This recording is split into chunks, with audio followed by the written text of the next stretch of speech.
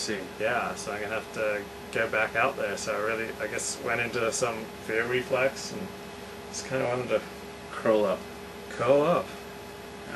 Yeah. And, Well, sorry to interrupt, but no, go. when I'm faced with a great deal of crisis, and these are troubling times, there's probably a lot of us out there, that it always helps for me to think about not just Alexander technique, Yeah. but also moment to moment, like in this particular moment, what my needs are. Yeah. Like right now, you still have your home. Yeah. We're still in your hovel. We're Yeah. broadcasting. Yeah. Then everything is fine right now. Yeah. So sort of like a coming back to the present moment Yeah. is sort of what I do. Because believe me, I've been we were talking before the show started. I'm doing a website redesign. Right. I'm trying to market my business.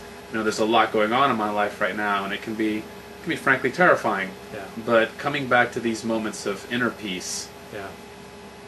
Anytime we can come back to inner peace, as you well know. Because right now, you're here, I'm here, Rabbi Rabs is here, everyone is here, thank God. Count all our fingers and toes. Yeah. Everything is fine right now. Yeah. And you can always crash on my floor. Okay, thanks. It's on camera, so Yeah. I'm not going to back out of it. All right? Okay. Sorry to hear it, though. So how Yeah. long are you going to be out for? I'll probably be moving out permanently. I mean, I may have a chance to Permanently? move back in 9 months, but who knows? So I'll probably be gone at least 9 months from the hovel. So probably be permanent. So What are they doing with the renovating? I don't want to. That's their thing. I don't want to get into that. Oh, okay. The other thing I noticed, I was at a party Saturday night. It was a little bit cold, and I felt myself like compressing. And I felt myself losing my voice. I was like talking for hours. So, what's the type of thing that causes people to lose their voice? Aside from drinking, smoking, and not sleeping? Yeah, but like reacting to like social stimuli, I felt myself tightening, compressing, and Absolutely. Social stimulus has to be one of, for example, I'm a very introverted person, and for me to come here and be on camera and be seen by basically everyone and to meet, the rabbi for the first time is personally challenging. Yeah. So there's a tendency for anyone who's facing that kind of stress to just shorten their stature a little bit. Yeah. So the shortening of the stature, and I'm just re-educating you because I know you know this, is just a tightening of the neck so that the head compresses on the spine. And that tightening of the neck and the head compressing on the spine basically forces the rest of your body into other compensatory actions in order to take care of, in order just to keep you up. So pressing down, having that head pressed down on the front of your neck is probably what causes some of the pressure in your vocal box, in your voice box, and maybe it's causing you to lose your voice a little bit. Yeah. So tell people about your website and your practice. So I do teach in West LA in the Mar Vista area, and I've been teaching there for a few months now, maybe 6 or 7 months. A pretty nice studio. I have a dedicated space, and my website is www.atwestla, and it is under renovation a little bit, so that you might see some changes. Don't be alarmed by that. And I'm happy to hear from prospective students, so it should be pretty easy to get a hold of me if you're interested in any of the things that we talked about today regarding Alexander technique. Okay, awesome. So the rabbi and I are going to go on with our regular show, so you're welcome to hang around, or I can walk you out whenever you want. So I will stick around basically, cool. and I'll just maybe be off camera. Yeah, you can and maybe we'll just improvise what my role would be. So I'm going to have you and the rabbi switch. Right on. Oh, so I'm going to sit in that chair? Yeah. Okay, where's my bag? Your bag's right there. Okay, great. So that's my friend Adolfo Santamaria, so check out his website. It's going to be linked to both this blog post and from the YouTube videos. Thank you, Adolfo. Thank you. That I'll put up there. So this week's Torah portion is the Torah portion of Emor. It is Leviticus chapter 21 to Leviticus chapter 24. So Do you want one of these? no, thank you. We've moved through Kedoshim, which is probably the most famous Torah portion in the book of Leviticus, which in Hebrew is known as Vayikra.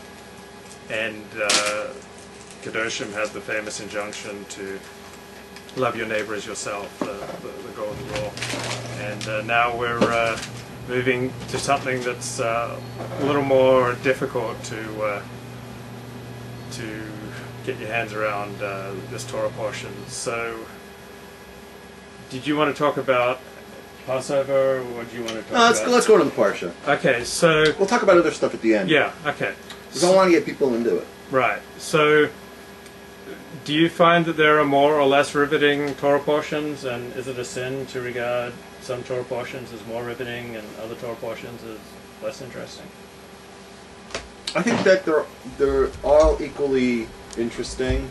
You just have to find... Some of them are a little bit more difficult to find. Mm-hmm. It's like what I was talking about Adolfo with the spine. Yeah. Is C4 more interesting than C2? Is one vertebrae more interesting than the other? It's just that you don't understand what it is, right? It's a little bit. You have to do a little bit more exploring. So I'm going to give you something that's interesting about that. Parshas Emor, right? Mm-hmm. I found that it's full of misconceptions. Mm-hmm. The things that it talks about, I've found, are things that people who don't know Torah, don't know Judaism, have terrible misconceptions about. Right. And more so in this week's parsha than other parshas. Right. I'm not gonna say the most, but this and it goes in together. If you don't have the body, and you're only learning from the spine, and it's very skeletal, you're not going to understand these big concepts. And people get these things mixed up. And there's a few of them. Want me to go into them right off the bat? Okay, one of them is, it's the famous thing about an eye for an eye. Yeah. It says an eye for an eye, a tooth for a tooth. Right? Yeah. If you didn't have the oral Torah to accompany that, you might think that if someone knocks your eye out, you could take off their sunglasses and take out an eye. and take out their eye. Right. And that could not be further from the truth. Torah would regurgitate if somebody, that's what they thought. It's talking about monetary. It's the value of an eye. Yeah. So if someone knocks up an eye, you have to pay. If you knock out someone's eye, you have to repay them for the loss of that eye. And how do you repay them? Oh boy, you have to pay them for their pain and suffering, their hospital bills. You have to pay them for how much would they any compensation that they can't work. You know, how much would they pay to have their eye back? You have to make that up for them. You have to figure out the value of the eye, and you have to repay them for everything. Torah spends a whole Masechta, but a whole tractate called Baba Kama, which talks about damages, and it deals with this thing. How do we compensate people for the loss of things? How do we pay them for, how do we measure these things? And it spends a lot of time figuring this out. Yeah. So that's one, right? There's another one. Another one is one talks about Kohanim, the Kohen, the priests, right? I hear this all the time from women. They go, "Oh, I'm not eligible to marry a Kohen." Okay. And I say, "Why not?" And they go, "Because I'm not a virgin." Or you hear a Kohen say, "I could only marry a virgin." Right. And I'm thinking, these people don't know the Torah. Torah does not say, if you look at it closely, it does not say that a Kohen can only marry a virgin. It says that they can only marry a woman who's not called, I don't know how to say this in English because there's really no translation, but she's not taken herself out of the category. She's not made herself ineligible. He's not allowed to marry a woman who's ineligible. But what is a woman who's ineligible? Torah doesn't define it in the written. You have to look at the oral.